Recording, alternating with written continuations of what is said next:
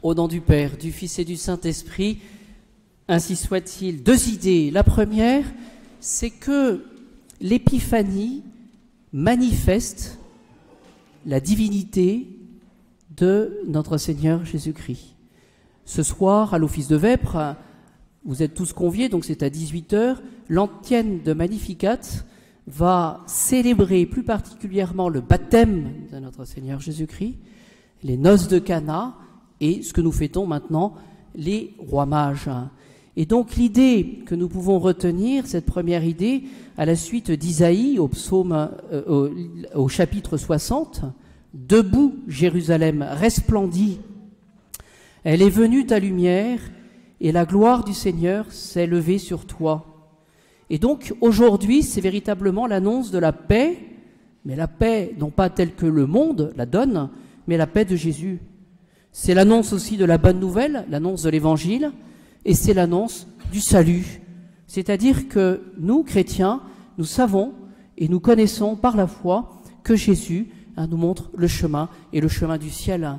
Et donc, ce qu'il faut retenir à la suite de Saint Jean, c'est que Dieu est lumière et que nous sommes enfants de lumière et nous sommes appelés à témoigner tout autour de nous eh bien, de cette lumière. Alors pour dire les choses plus concrètement, lorsque nous apparaissons, lorsque nous parlons, lorsque nous vivons, par toute notre attitude, tout ce que nous sommes, tout ce que nous pouvons dire, tout ce que nous pouvons proclamer, eh bien, doit refléter cette lumière infinie du Christ. Alors, ce qu'il faut retenir aussi par rapport à la lumière, c'est que la lumière, le soleil, par définition, éblouit.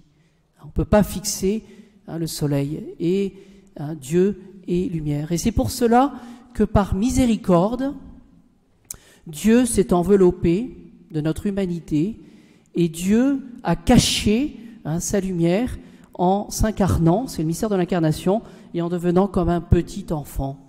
Voyez, lorsque nous prions devant la crèche, nous prions devant Dieu, la splendeur de Dieu, mais cachée sous les traits d'un enfant. Pour bien comprendre la chose, eh bien, nous voyons que le bon Dieu continue de se cacher dans l'Eucharistie, dans l'hostie.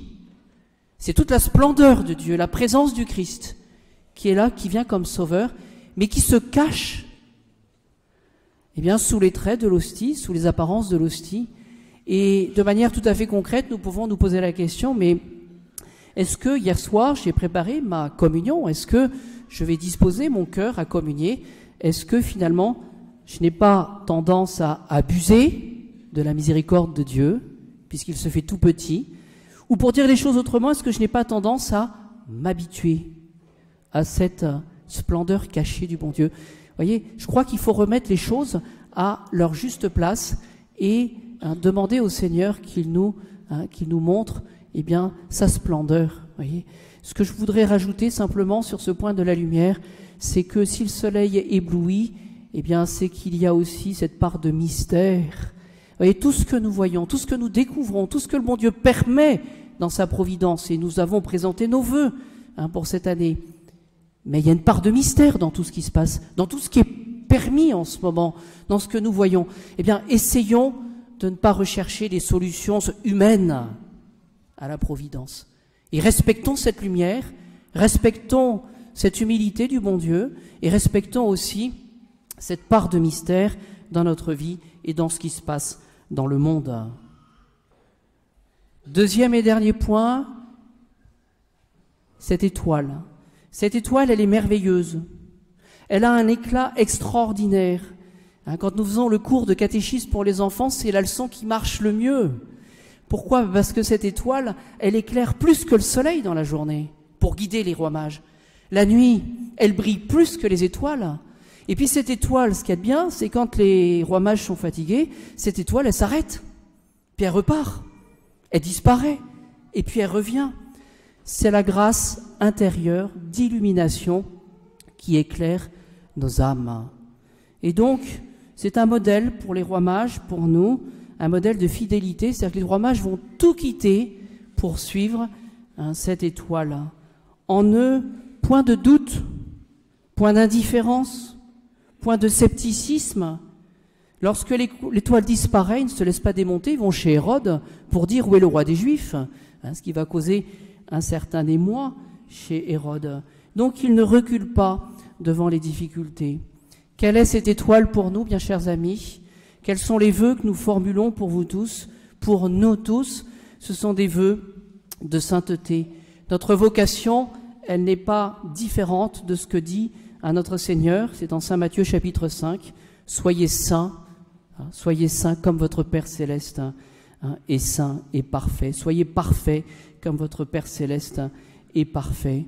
Alors, pour pouvoir répondre à cette sainteté, eh bien, il y a la prière. Soyons des âmes de prière cette année. Voilà. J'y inclus la réception des sacrements. Ne faisons rien d'extraordinaire. Et puis, il y a ce deuxième aspect de la formation. Nous sommes ignorants de notre foi. Prenons le temps chaque jour bien de nous former avec les bons ouvrages, avec la bonne doctrine de l'Église, non pas errer dans des supputations qui sont peut-être hasardeuses. Prenons ce que l'Église enseigne, sa doctrine, son catéchisme, et c'est comme cela que nous serons saints. Monseigneur Hayet, dans son dernier ouvrage, Le temps des saints, eh bien, donne un élément qui pourra nous aider justement par rapport à cette formation et par rapport à, je dirais, cette sainteté que nous avons ou que nous n'avons pas. Il pose la question de la fécondité. C'est-à-dire qu'il dit que ces dernières décennies, eh bien, les chrétiens avaient beaucoup d'idées, beaucoup de cette volonté finalement de découvrir des pans de l'Église et puis d'aller un petit peu partout pour pouvoir proclamer. Mais quelle est la fécondité de cela? Vous voyez? Eh bien, posons-nous la question, moi comme prêtre, quelle est la fécondité qu'on peut avoir, vous, chers fidèles, auprès de vos enfants, de vos familles, quel est le bien qui peut se répandre, ou plutôt la stérilité, le scepticisme. Et essayons de réfléchir à cela pour pouvoir justement demander au Seigneur en ces débuts d'année cette fécondité spirituelle.